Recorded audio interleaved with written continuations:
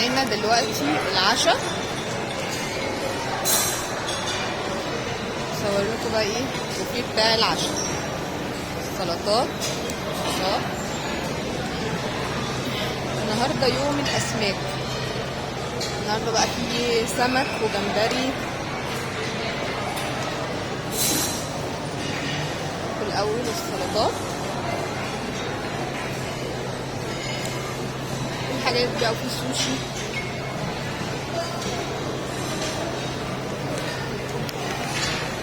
بقى نشوف بقية السلطات. الفواكه، الحلويات بقى.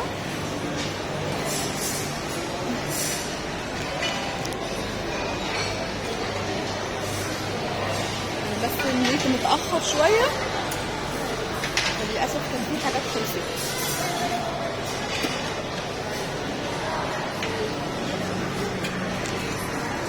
في برضه فواكه جيلي.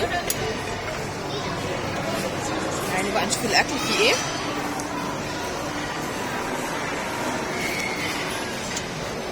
شوف الخضار، بطاطس،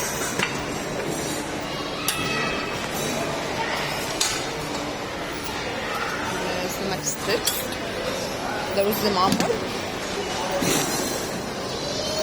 دي فراخ ده عشان اللي ما بيحبش الاسماك.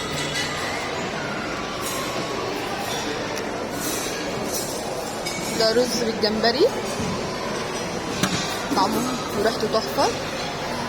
وده حمام كداب. ودي بطاطس بالصوص كده شكلها حلو جدا.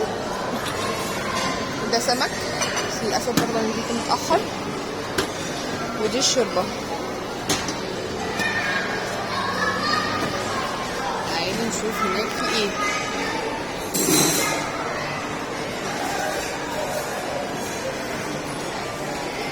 هنا معانا بقى هنا ايه، رز ابيض. هنا ده ايه، ده جلاش تاني معمول برضه بالسي فود. ودي لحمه بالصوص. ده خضار تاني. ده سمك حاشينه كده. وفي هنا بقى ايه، بطاطس محمره.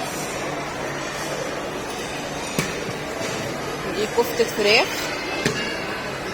ده ايه، دي كبدة. تمام. ده هنا بيعملوا جلاش حلو مقلي كده.